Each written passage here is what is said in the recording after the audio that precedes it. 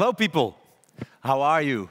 I'm incredibly grateful to be here. I've been on the bench for quite a while, like many of us, so I'm excited to be here. Thank you for the introduction. I will take you on a journey towards the future and land back in the middle and give you some ideas on trends and technologies, exponential technologies, and how you can apply them, for example, to innovation or to growing your business. One thing that is really important I've learned is that who am I and what do I do? Why? I'm a space kid. I was always very much interested or fascinated by space and the future. I was kicked out of professional football, soccer, and expelled from university. So at basically at 25, a complete and utter misfit.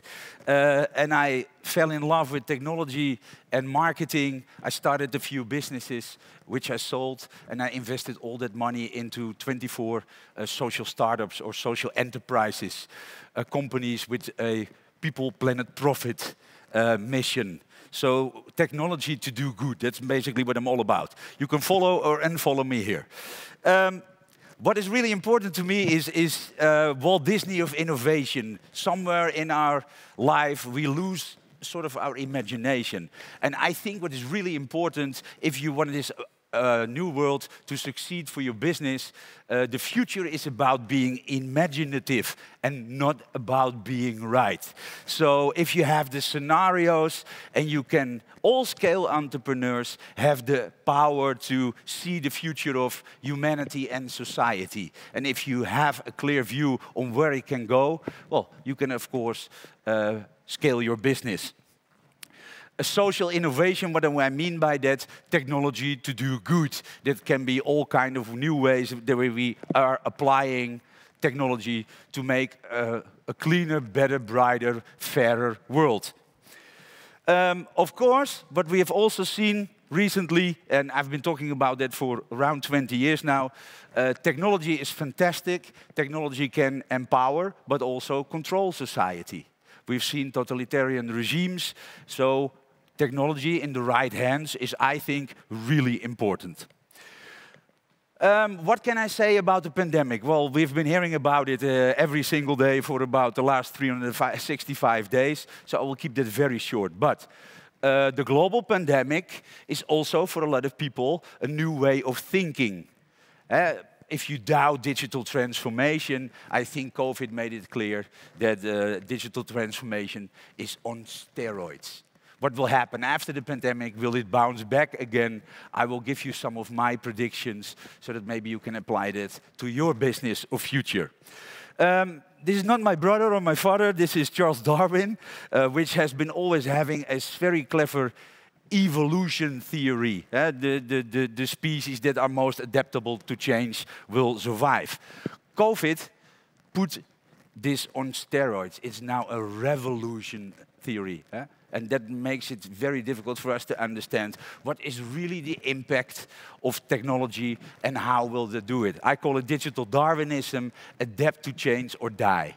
It's going 10 times faster than we all think.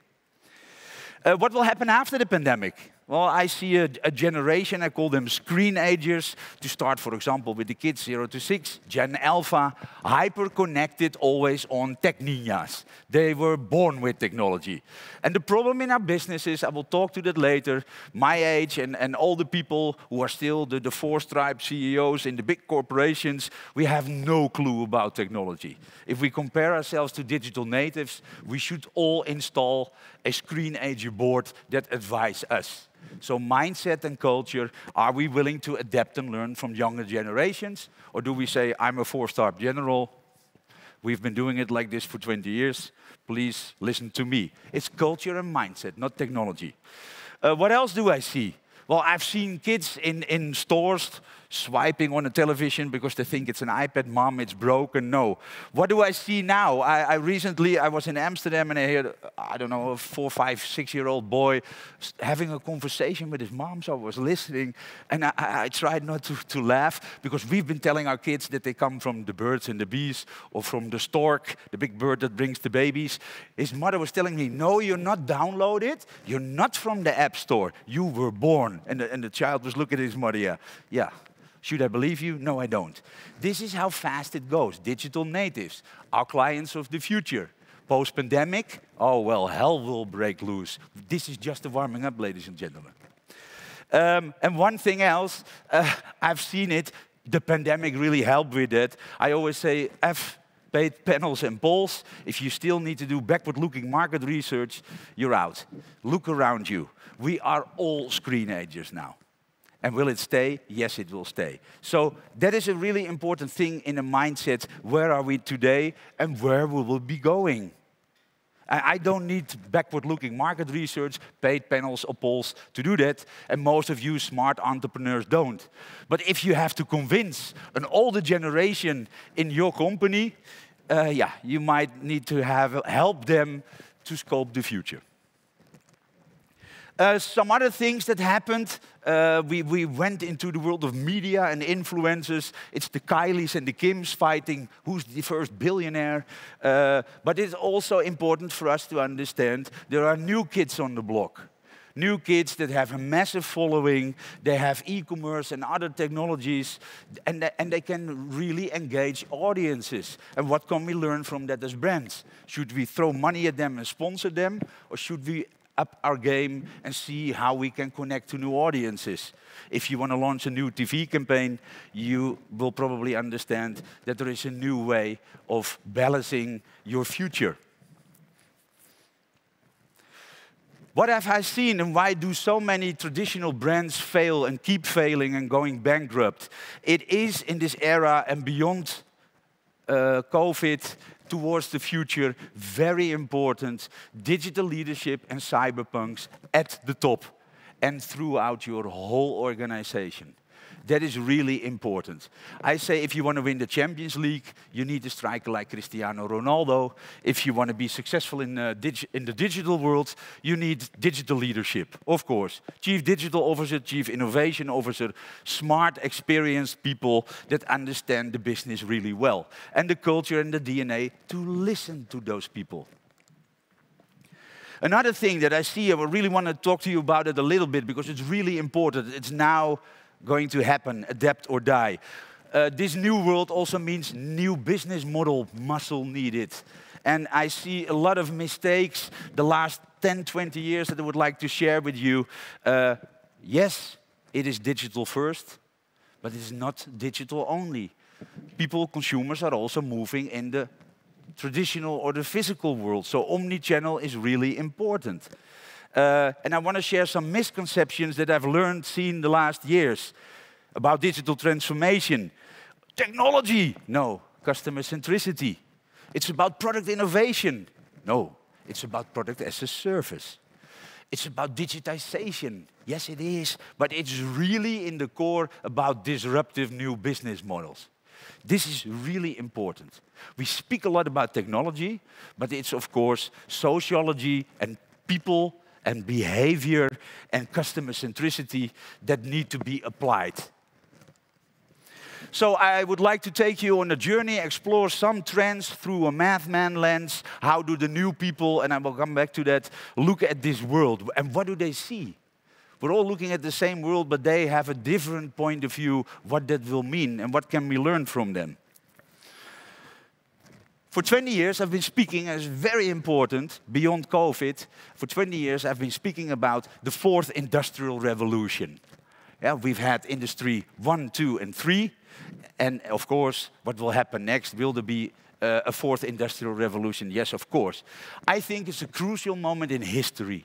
I think we're in the middle of it, and it might last till 2040, 2050. We'll read that on Wikipedia later. But what is it doing? Under the hood of Industry 4.0, there are 30, 40 disruptive, exponential technologies that will shake up industries, markets, countries as we know it. So it's a turning point for our world, and it's really understand that the impact and the speed and the power of this is incredible, incredible. If I may give you a comparison, in my idea, if you combine Industry 1, 2, and 3, plus the internet, that is just the warming up of what we are seeing right now. Now we've really started. And what does it do? And that's what you see happening. Gradually, gradually, gradually, suddenly, boom. And this is where we all mistake it. We don't see exponential technologies. We think, I have some time. That is why it's happening. When you're in the curve of 4 and 8, it's all fine. If it suddenly pops up to 16, 32, 64, 128, you're gone. And this is the biggest problem, and that's why this is the most important part of my story. Exponential technologies, linear minds. I'm only here today to help you. This is the only thing that I can do. Power, spark your imagination. If you can imagine the future, you can create it. And if you can up your linear minds a little bit to what is happening out there, you're the winner of the future. And what does that mean? I want to share a little story what I've seen the last 20 years. I call it madmen, the traditional group of people in business, and the math-men. I will come back to that. The big difference is advertising may win quarters, innovation wins decades. And what are you? And I will explain a little bit what I mean by that. I took the series, Mad Men, which you probably all know about advertising, as the metaphor. This group of traditional brands, the Mad Men, they've been becoming big brands for the last 70 years. Advertising, advertising, advertising. The Nikes, the Coca-Colas, you threw billions of dollars on advertising, and you became the #1 in the market. We do tend to forget that was the era of 3 TV networks or stations and 3 products in the supermarket. They also do a lot of backward-looking market research, because that's really important. I don't know why. Can you predict the future with backward-looking market research? No, you cannot. Doing a lot of business cases. They have the most expensive consultants on the world, and still they lose. And still 40% goes bankrupt. Think about that. What do I see on the other hand? I call them the math men. Don't go to Netflix and say, yeah, he made that up, this is my idea. I call them the math men. Larry, Mark, and the rest of the San Francisco gang. People that say, it was never like this before, it should have been like that already for 5 years, boom, let's go. Trend-driven, opportunity-seizing, innovation cultures. Not backward-looking market research, but hype cycles, trends, and technologies. They want to innovate, they hire young, talented people, and they are risk-taking. That's why they've been taking over entire industries in under a decade time. Impossible, but it's happening. What can you do, and what do most consultancy firms forget? We always need to make business cases. Business cases, business cases. I'm going to invest my money in innovation. Will I get return on investment? The problem is, I understand that and keep doing that. But I always tell my clients, also make the reverse business case. What is the risk of inaction of innovation? If you sit on your ass and you don't move now, what will happen? And will you still be there in 1, 3, or 5 years' time? Defensive and offensive. And this is really important to see if you can adapt to the future. Exponential, you can be out in 3 to 5 years' time. And what is happening? I call it foresight and mindset. These are, of course, Elon, Jeff, Jack Ma. These are the people that, for example, have an idea where it's going. And they are thinking in opportunities and long-term. And what do I see, and why is that so important? This is where it goes wrong. Disruption, companies that disrupt entire industries, always comes from outsiders and outliers. The funny thing is, people that are no experts, they have no clue about your industry, and that is their biggest benefit of all. Because what's happening, people in our industry tend to say, yeah, but you don't know what's going on. In my industry, we've been doing it like this for 20 years. That is, ladies and gentlemen, the most killing phrase for innovation that I've ever heard. We've been doing it like this for 20 years. Yeah, that's why you lose. Those people have a fresh mind and they are looking at your industry in complete and entire new ways. So if you only work with industry specialists, you need to think from the outsiders and the outliers that are coming with 200 miles from your dead corner, boom, suddenly they take over your entire industry. Do I need to say Tesla? I don't think so. I've spoken for the whole car industry, all the big brands for years, and they were all laughing. Igor, come on, let's get serious. We're Mercedes-Benz or BMW, and we've been doing this for 100 years. Yeah. Outsiders. Who's laughing now? Entire market cap of Tesla bigger than 5, 6, 7, 8 car brands. And the platform players are taking over. Things are happening that we have never imagined possible. And still we're waiting for science to say, yeah, but I'm not sure. No. Google and Facebook, veni vidi vici. They come, they saw, they conquered. They took the 50, 60% of the entire media industry in 7 years' time. Not even possible in history books. Everybody will say that's not possible. But it's happening under our noses in 7 years' time. Are we awake now?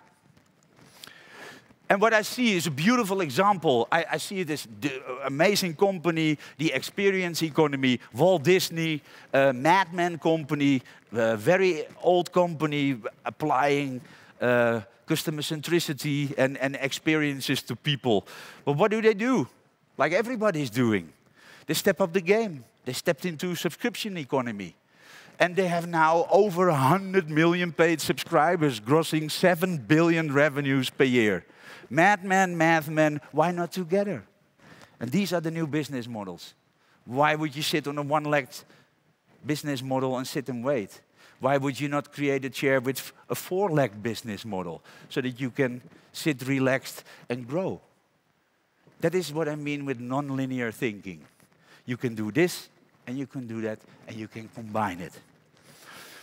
This slide is for the ladies. No, I took this from what I've seen at TV networks. I've seen the media industry, young, fancy people that should be able to apply the new world and technologies like fashion more easily than every other industry. I have seen all the big networks, also the publishers, but also the TV networks. TV viewers are couch potatoes. They want to lean back and they don't want to lean forward. Yeah. About Netflix, they said, yeah, Igor, and I spoke in Cannes at the advertising and the movie awards, all the same. Netflix is a hype. And of course, YouTube, come on, stupid cat videos. That's what we think. It's our mindset. Stupid cat videos. Over 1 billion people are watching every single day. I want to show you a little example. This is from a small country in the Netherlands where a TV network did the Disney play. They bought Videoland, a local video player, in a small market, 17 million people, only 17 million people, 600,000 paid subscribers. COVID boosted it with 300,000 extra. In every market, there is room for a local player. And this is now suddenly a TV network that has 2 business models. And 90 million a year, it's quite a lot of money for a local TV network. Other things, I want to give some examples. I see a lot of retailers that are still retailing like it's 1999. My prediction is that 40% will go bankrupt. Pre or post-COVID, nothing to do with it. That's where the growth is. Digital, digital, digital. And what I've been saying for 20 years, yeah, it's the Amazon effect. Is it? Or is it your lack of customer centricity? And I see new companies that are now adapting to this. Wildly innovative, persistently disruptive, and laser focused on its customers. Yeah, that you apply technology, of course. Amazon knows its customers better than the customers know themselves. And that's why they're so incredibly successful and growing the average revenue per user per year incredibly. $50, $100 Prime members, $2,500 per year. So that is why they're doing it. And other things, I see voice technology. We've been joking about Siri, of course. It's a bit stupid, and we've been all doing that. You've just seen the Microsoft acquisition, $16 billion in a voice technology company. And it's logic, people. We can all speak, and we're going from keyboards to a home button to technology that morphs all around us. I can easily order through Amazon, Alexa or Google Home, and this is the future of your business. Everybody that can speak can buy your stuff. So pre-post-pandemic or whatever, e-commerce, go big, go niche, or go home. And is it going off-screen? Yeah, of course. Technology will be moving and morphing all around us. Smart homes. In God we trust, all others must bring data. A lot of brands still say, yeah, I'm not sure about big data. You better be sure, because everything is going towards it. In the coming 10, 20, 30 years, everybody will be rebuilding the big cities, and we will be moving to cities in smart and, I hope, circular cities. Technology will move all around us, no longer on a screen only. But there is a big thing that we need to be aware of. Politics, we as entrepreneurs, how do we want to shape the future of society? And is true wealth really in innovation? And if we want to have autonomous self-driving cars, I would love that, but what will happen to all the truck and Uber drivers? Will they be unemployed? And if they will be unemployed, do we educate them for future jobs? Or how are we going to make ethics and morals and technology work for us? All things routine and repetitive, I say, will be automated. It might take 30% of our jobs, blue and white collar. I think we need to be smart in making laws, looking at the future, and, for example, say, what do we want? What are our core values? And why don't we program the robots to do the heavy and the stupid work so that we can do the smart work or the fun work? How are we going to shape the future of society in the coming 20 or 30 years? Another thing, towards the future, important, 3D printing. I want to show you, this is towards 2030, 40, 50. 3D printing, disruptive technology. We can make organs. Wow, amazing, really fantastic. We can save lives. But what if you apply those technologies? If you take 3D printing, in 10 years' time, you will all be able to go to the local printing shop and get your printed stuff, because the printers are still pretty expensive. Predictions say that in 10, 20 years, most of you technology freaks or advanced people will have a 3D printer at home, so the curve you can easily follow. But what will happen to 2030 or 2040?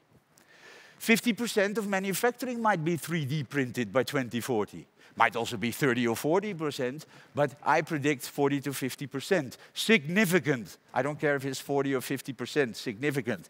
It might slash international trade, logistics, the DHLs and the FedExes. If you don't need to deliver it anymore because it comes from your local printer, are we able to imagine the future?